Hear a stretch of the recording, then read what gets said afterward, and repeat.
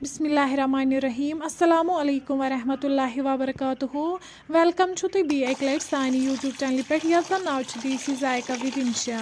video start करने brought अगर तुई सानी चैनल पे नई छु सानी यूट्यूब चैनल करजो सब्सक्राइब वीडियो करजो लाइक तो शेयर भी दीजो पनुन फीडबैक आज बनाओ इस दाल तो करेल हज यमिच रेसिपी बह तोह सत शेयर कर तो करो इस रेसिपी स्टार्ट रेसिपी खतर निम करेल हज यम करो गोडनेथ असल पे साफ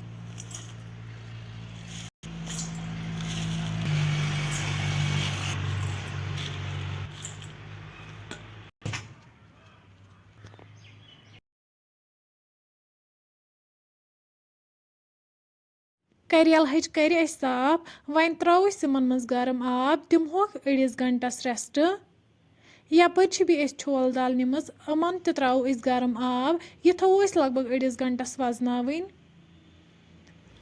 अड़ गंट बाद न्यू प्रेशर कुकर अत मज त्रो वन दाल बी त्रो वन तथ मज टमाटर यमन नुक नुक थोमुत कर बी त्रो वन रुहन गंड नून चमच 2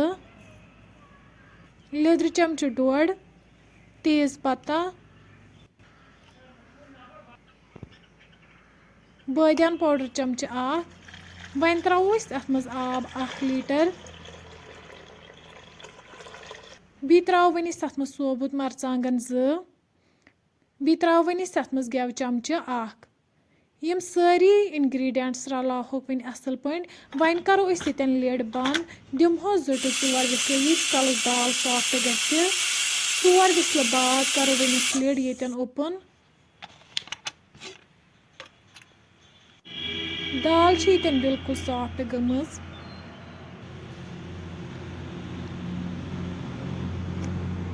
वन तुलो यपर ठांड थोद करेल हज सॉफ्ट गमच वन छलहोक बी 1-2 लट हंद्रे आब असल पे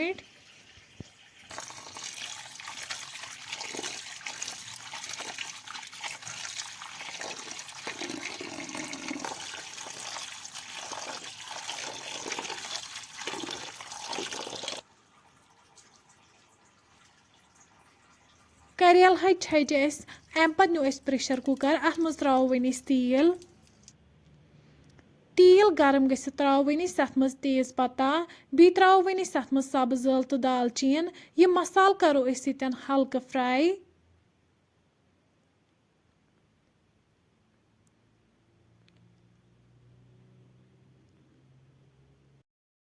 अम पे त्रो वन तथ मज करेल हज यम करो तीस कालस फ्राई यीस कालस नीम तेल वापस दिन ये स्टेजस पे त्रो वन तथ मज नून चमच 2 नून करो करेलन असल पे मिक्स वन करेल हज तीस कालस फ्राई कर यीस कालस नीम तेल वापस दिन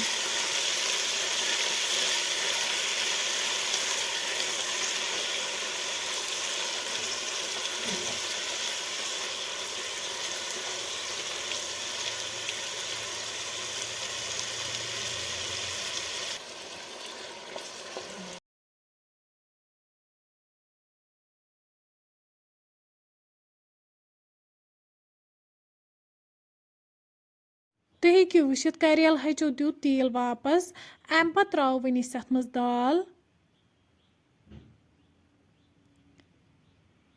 यह करो दाल असल पे करेल हचन सत मिक्स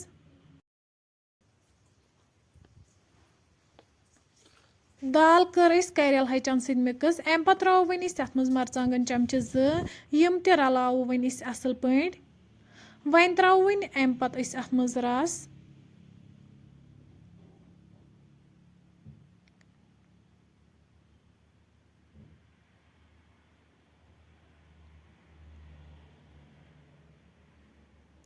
यन थो वन ठांड बंद तीस कलस अमिच ग्रेवी कम ग